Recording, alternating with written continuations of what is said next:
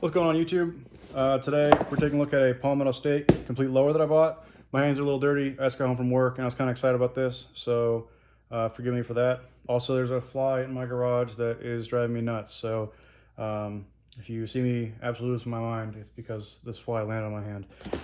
Anyways, this is a Palmetto State Armory AR-15 MOE EPT pistol lower with the SBPW brace. Basically, it's just a complete lower with a brace. I bought it on sale for President's Day weekend, and it took forever to get here because Texas froze basically for 2 weeks. And when it froze, UPS's everything in Texas just got stuck there. So it took a while to get here, whatever. These are like $650, I think, as of their like MSRP price with the brace, and I paid, I want to say like $350 on sale, so that was pretty cool. So there it is, right out of the box, in the box. I did just shoot this video like 5 seconds ago, and someone texted me or called or something, and the video just like deleted, so that was pretty cool. So there were 2 little tags on here with zip ties, but I took them off in the last video that didn't save. So there it is, out of the box. It's a complete pistol lower, The box was empty other than that. The only paperwork that came in it, my dealer took because he used it to contact me, and I didn't ask for it. Really, this is the only thing that came in the box, which is okay. I don't want to pay for a bunch of marketing gimmicks, a bunch of stickers and dumb stuff. So, you know, when you're buying a budget lower, who wants to pay for some extras? Anyways, so it is a Palmetto State Armory lower. It does come with a lot of stock parts you're going to find on any rifle or pistol AR-15 lower. It does come with this SB Tactical PDW brace. I'm a big fan of these. I'll talk about that in a second. Comes with a Magpul MOE pistol grip, a Magpul polymer trigger guard, or like the well guard, which I like those a lot too. Other than that, you're gonna have a pretty standard lower. It looks like it's a forged lower. You'd probably pay more for a billet lower. I don't really care. I think most of the forged ones are made in like one of 4 or 5 factories still in the States, so I'm not too worried about that there. These do have some cute little takedown pins with these little like detents in them.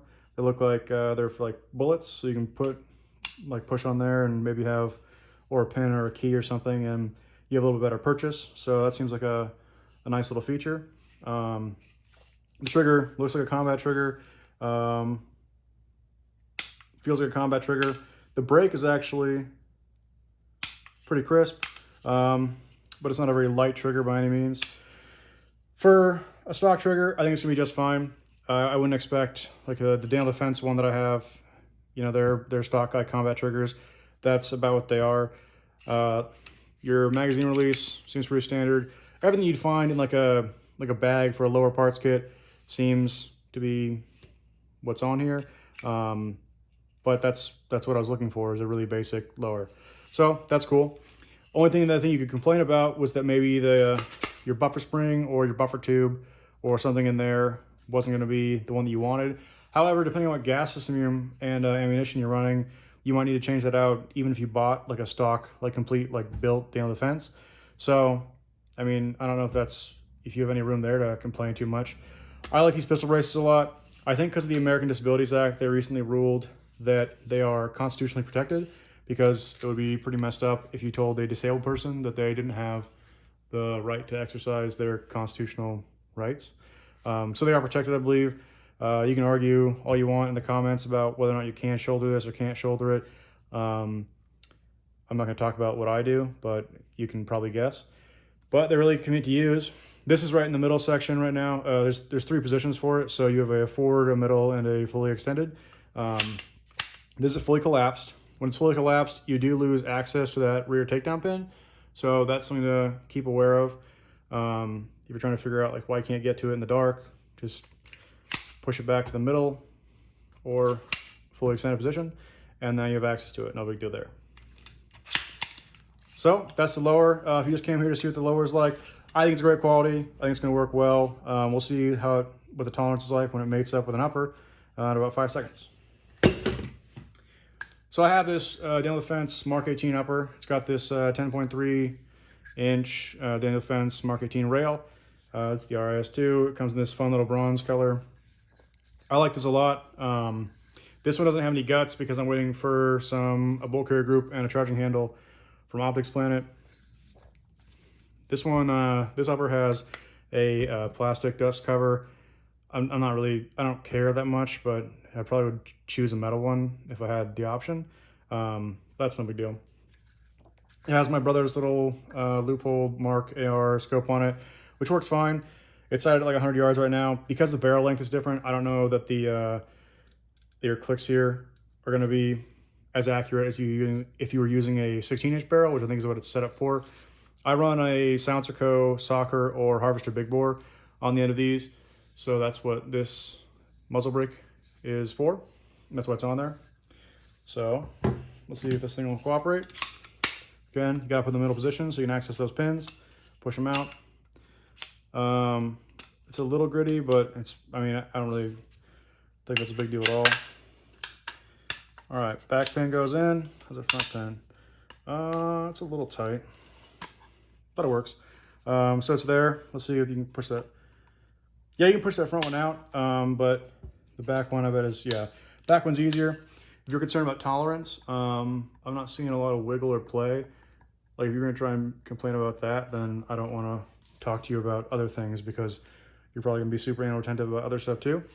But that looks all to be right.